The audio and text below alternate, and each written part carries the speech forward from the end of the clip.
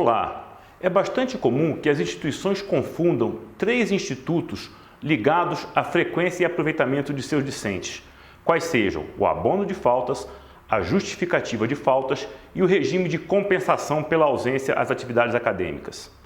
Vamos tentar, em breve síntese, identificar cada uma dessas figuras e as suas consequências. Sempre é importante registrar que o diário de classe deve espelhar a realidade, a vida no momento da atividade acadêmica, ou seja, o aluno que não estava presente, independentemente do motivo, deve ter a sua falta consignada no diário pelo docente. O que vai mudar é o tratamento dessa falta a posteriori, conforme se trate de situação de abono, justificativa ou até de regime de compensação. Vamos aos institutos. O abono de falta é, na verdade, uma presença ficta, atribuída ao aluno depois de constatada a sua ausência à atividade acadêmica. Por ser situação absolutamente excepcional, somente é aplicável nas hipóteses expressamente previstas no ordenamento jurídico, seja ele federal, estadual ou municipal e até mesmo interno de cada instituição.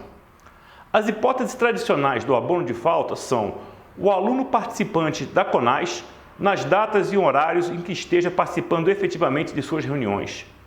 O aluno inscrito em órgão militar de formação da reserva durante o período em que estiver convocado para exercícios e manobras. O aluno que atue como jurado perante o tribunal do júri. E, finalmente, o aluno que atue como mesário ou presidente nas eleições. Existem ainda leis estaduais e municipais que criam motivos para abono, notadamente por questões religiosas.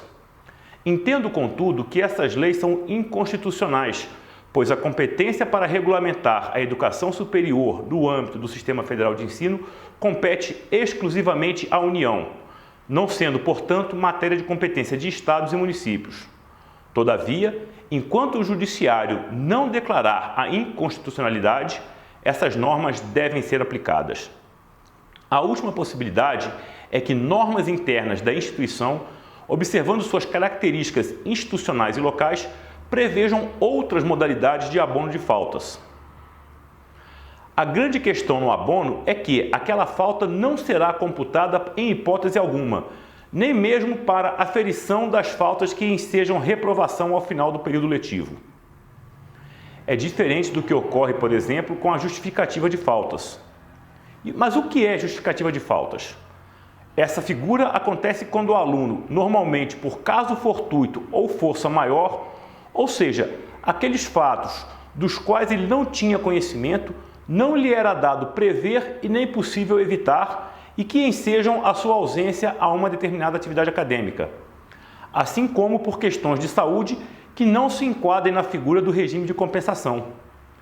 Nessas situações, o correto é justificar a ausência do acadêmico, mas essa falta será computada ao final do período letivo. O que se permite ao aluno, no caso da justificativa, é submeter-se à segunda chamada de eventuais avaliações ocorridas na data de sua ausência. A terceira figura é o regime de compensação, no qual a frequência do acadêmico é substituída pela realização de exercícios em regime domiciliar. Essa figura absolutamente excepcional era inicialmente destinada apenas a alunos portadores de questões de saúde, doenças congênitas, agudas, agudizadas. Posteriormente, foi estendido também para alunas gestantes. Sempre de acordo com a possibilidade da instituição de ensino e diante da possibilidade do aluno, observado o seu quadro clínico, submeter-se de fato às atividades previstas. Neste caso, é fundamental registrar que a realização dos exercícios deve ocorrer de forma simultânea com o afastamento dos alunos das atividades acadêmicas, porque trata-se de regime de compensação e não de reposição. Acho que, diante dessa breve explanação, todos têm condição de entender claramente quando se aplica o abono ou a justificativa de faltas, ou ainda quando é caso de regime de compensação. Espero que vocês tenham entendido bem esses tópicos.